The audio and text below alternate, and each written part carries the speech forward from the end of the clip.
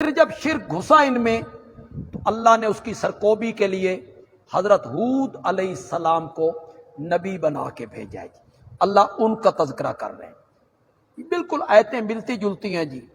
تکذیب کی قوم عاد نے رسولوں کی، اذ قال لهم اخوهم ہود، جب کہا ان سے ان کے بھائی ہود نے، الا تتقون، شرک سے بچتے کیوں نہیں ہو، شرک کو چھوڑتے کیوں نہیں ہو، انی لکم رسول امین فاتقوا اللہ واطیعون وما اسألکم علیہ من اجر، اس دعوت و تبلیغ پر میں تم سے کوئی مزدوری اور اجرت نہیں مانگتا، ان اجریہ الا علی رب العالمین، میری اجرت اور میری مزدوری وہ کس کے ذمے ہیں؟ اللہ کے ذمے۔ میں نے تو اپنی اجرت اور مزدوری اپنے اللہ سے جا کے لینی۔ اتبنون بکل ریع آیۃ تعبثون، اس کو ذرا غور سے سنیں گے۔ کیا تم بناتے ہو ہر نمایاں جگہ پر،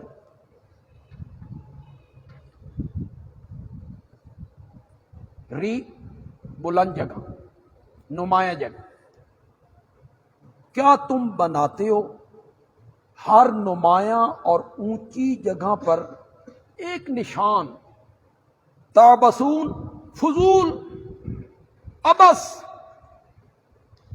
جس کا مطلب ہی کوئی نہیں۔ معلوم ہوتا ہے یہ قوم فن تعمیر میں ماہر تھی، اور یہ ہر چوراہے پر، اونچی جگہ پہ، نمایاں جگہ پہ کوئی نشان بنایا کرتے تھے۔ اب مجھے آپ کو بتانے کی کوئی ضرورت نہیں، ہمارے ملک میں آپ چوک دیکھیں، ملک کے چوراہے دیکھیں، کیا آپ کو وہاں یہ بنے ہوئے نشان نہیں ملتے؟ گھوڑے، گائے، 2 تلوار، 3 تلوار، مینار پاکستان، اس قوم کا اللہ ذکر کر رہے ہیں۔ وہ قوم کیا کرتی تھی؟ ہر نمایاں جگہ پہ وہ کوئی نشان بناتے تھے، بالکل عبث، جس کا کوئی فائدہ نہیں تھا۔ وَتَتَّخِذُونَ مَصَانِعَ، اور وہ بناتے تھے محل، بڑے بڑے بنگلے، بڑی بڑی کوٹھیاں اور محل، لعلکم تخلدون، گویا کہ ہمیشہ رہنا ہے۔ محل تو اتنے پختہ بنا رہے ہو کہ تم اس میں ہمیشہ رہو گے۔ تھوڑا سا اپنے معاشرے کو دیکھیں، کیا یہ ساری باتیں جو حضرت ہود قوم عاد سے کر رہے ہیں، کیا یہ ساری خرابیاں آج ہمارے معاشرے میں موجود نہیں؟ بڑے بڑے بلڈنگیں، بڑے بڑے بنگلے، بڑی بڑی کوٹھیاں، بڑے بڑے مکان، اسے مزین کرنا، اسے بنانا، اس پہ مال خرچ کرنا، اور پھر فخر کے ساتھ لوگوں کو بتانا باورچی خانے پہ کروڑ روپیہ لگ گیا ہے، اور لیٹرین پہ 15 لاکھ روپیہ لیٹرین پہ لگ گیا ہے جی، اور یہ جو ہم نے دروازہ بنایا نا جی، یہ 50 لاکھ کا ہے۔ اس پہ فخر کرنا، بتانا، کیا یہ ساری خرابیاں جو اس قوم عاد میں موجود تھیں، کیا آج یہ ساری خرابیاں ہمارے معاشرے میں موجود نہیں؟ پختہ مکان بنانا تو کوئی گناہ نہیں، میں یہ تو نہیں کہہ رہا ہوں کہ پختہ مکان بنانا کوئی گناہ ہے، لیکن آپ کو پتہ ہے، آپ مدینے کی ایک گلی سے گزرے، ایک مکان دیکھا، پختہ بنایا گیا تھا، آپ نے فرمایا کس کا ہے؟ فلاں انصاری کا ہے۔ آپ خاموش ہو گئے، مسجد میں آ گئے، وہ انصاری بھی آ گئے، اس نے سلام دیا، میرے نبی نے رخ پھیر لیا، وہ دوسری جانب آیا، میرے نبی نے رخ پھیر لیا۔ اس نے صحابہ سے وجہ پوچھی، نے کہا ہمیں اور تو پتہ کوئی نہیں، بس اتنی سی بات ہے، پوچھا تھا یہ مکان کس کا ہے، ہم نے کہا تیرا نام لیا، آپ بولے نہیں۔ وہ گیا، اس نے اسے زمین کے برابر کر، یہ ہے نا سچی محبت، مزہ آ گیا۔ پھر آ کے کہتا ہے یا رسول اللہ میں اسے زمین کے برابر کر ہے۔ آپ نے فرمایا اگر تم لوگ پختہ مکان بنا کے ان میں رہنے لگ جاؤ گے تو رب کی اس دعوت کو دنیا کے کونے کونے تک کون پہنچائے، کون لے کے جائے گا اس دعوت کو؟ خود نبی اکرم صلی اللہ علیہ وسلم کا جو مکان تھا، مکان تو اسے نہیں کہنا چاہیے، حجرہ، اس میں ہاتھ بلند کیا جاتا تو چھت کو ہاتھ لگ جایا کرتا، دروازے پہ پردہ لٹکا ہوا تھا۔ اور گھر کس کا ہے، حجرہ کس کا ہے؟ جس کی سواری کی رکاب جبریل امین تھاما کرتا ہے، جس کے دروازے کا امین ہے۔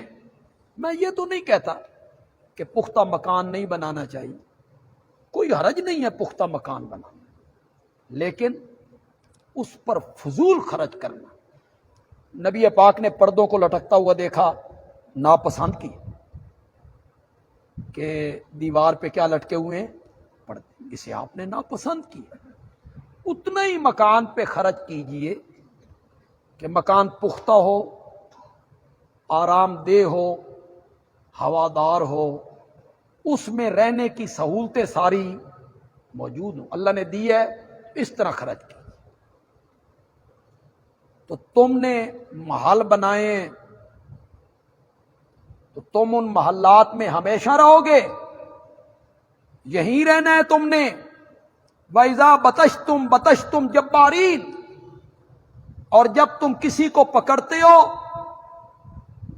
جبار بن کے پکڑتے ہو، ظالم بن کے پکڑتے ہو، یعنی کسی غریب کو پکڑتے ہو تو ظلم کرتے ہو، ناداروں پہ ظلم کرتے ہو، غریبوں پہ ظلم کرتے ہو، کمزور لوگوں پہ ظلم کرتے ہو۔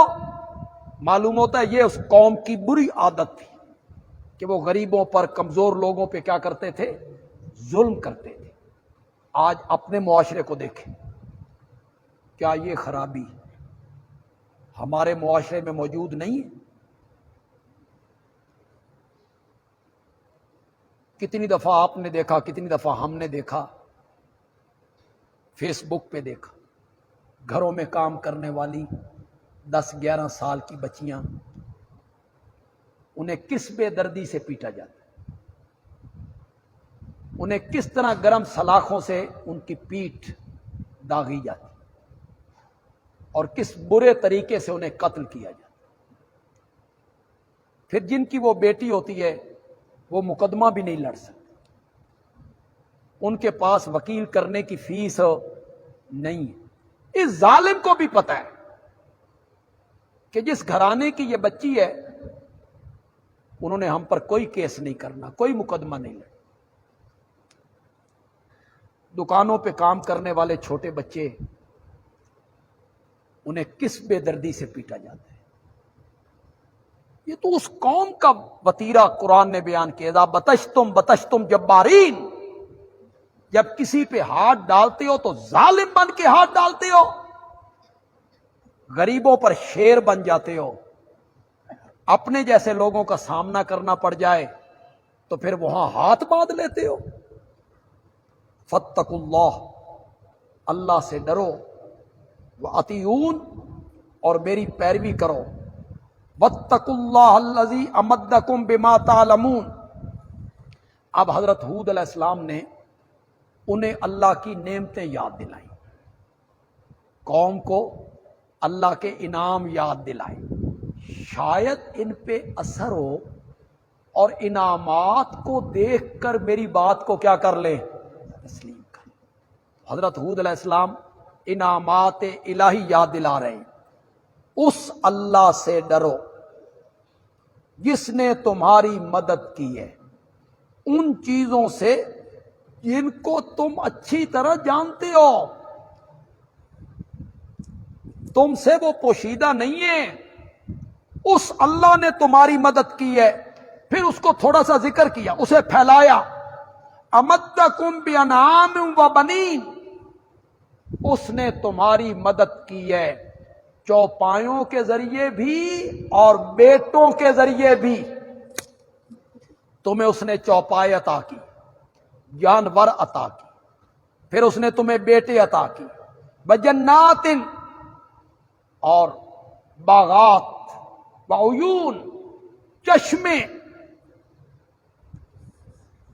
ان باغات کو دیکھو، چشموں کو دیکھو، زمینوں کو دیکھو، فصلوں کو دیکھو، مال کو دیکھو، اللہ نے تمہیں عطا کیا ہے، اس اللہ کی اطاعت کرو، میں اس اللہ کا رسول ہوں۔ انی اخاف علیکم عذاب یوم عظیم، میں ڈرتا ہوں تم پر بڑے دن کے عذاب سے۔ اگر تم نے میری بات کو نہ مانا، تکذیب کرتے رہے، تو تم عذاب کے شکنجے میں آ جاؤ گے۔ پیغمبر کی خیرخواہی دیکھیں جی، پیغمبر کی ہمدردی دیکھیں جی، پیغمبر نے کتنے خوبصورت طریقے سے انہیں سمجھایا، بتایا۔ قوم کا جواب سنیں جی، قالو، کہنے لگے، سواء علینا، برابر ہے ہم پر، اوعظت ام لم تکم من الواعظین، تو ہمیں واعظ کرے، تو ہمیں نصیحت کرے، یا تو ہمیں نصیحت نہ کرے، ہمارے لیے دونوں چیزیں کیا ہیں؟ سرکشی دیکھو، پیغمبر کی توہین دیکھو، سرکشی دیکھو، ہم نہیں سنتے تیری بات، تو ہمیں واعظ کر یا نہ کر، ہم نے تیری بات کو تسلیم نہیں کرنا۔ ان ھذا الا خلق الاولین، نہیں ہے یہ مگر پہلے لوگوں کا طریقہ ہے۔ کیا؟ یہ بڑی بڑی بلڈنگیں بنانا، یہ بڑے بڑے نشان بنانا، یہ محلات بنانا، یہ پہلے ہمارے باپ دادا جو بڑے لوگ گزرے ہیں، یہ ان کا طریقہ ہے۔ وما نحن بمعذبین، اور ہمیں کوئی عذاب نہیں ہوگا۔ ڈھیٹ ہو گئے نا، پیغمبر وقت کا ڈرا رہا ہے، سمجھا رہا ہے، اور وہ کہتے ہیں تو واعظ کر یا نہ کر، پہلے لوگوں کا یہ طریقہ ہے جس پر ہم قائم ہیں، دائم ہیں، اور ہمیں کوئی عذاب نہیں ہوگا۔ فَكَذَّبُوهُ، چنانچہ انہوں نے حضرت ہود کی تکذیب کی، ماضی استمراری ہے جی، فَكَذَّبُوهُ، مسلسل تکذیب کرتے رہے، فَأَهْلَكْنَاهُمْ، پھر ہم نے بھی ان کو ہلاک کر دی۔ ایک ہوا چلی، 6-7 دن تک چلتی رہی، اتنی زہریلی کہ جہاں سے گزرتی وہاں لوگوں کو ختم کر دیتی، اور مومنوں کے گھروں پہ آتی تو رحمت بن جاتی۔ وہی ہوا جب مومنوں کے گھروں پہ آتی رحمت بن جاتی، کفار کے گھروں پہ پہنچتی تو پھر وہ عذاب کی شکل اختیار کر لیتی۔ تو ہم نے ان کو ہلاک کر دیا۔ ان فی ذلک لآیہ، اس میں بڑی نشانیاں ہیں عبرت کی۔ وما کان اکثرہم مؤمنین، ان میں سے اکثر لوگ ایمان لانے والے نہیں ہیں۔ وَإِنَّ رَبَّكَ لَهُوَ الْعَزِيزُ الرَّحِيمُ، یقیناً تیرا رب غالب بھی ہے، رحمت والا بھی ہے۔ سمجھنے کے لیے دلائل اور بھی بہت زیادہ ہیں، لیکن اگر کوئی سمجھنا چاہے تو اس کے لیے یہی ایک دلیل ہی کیا ہے؟ کافی۔ بھائی یہاں ایک غریب آدمی ہیں، ان کی بیٹی اسپتال میں داخل ہے، اس کی طبیعت کافی خراب ہے۔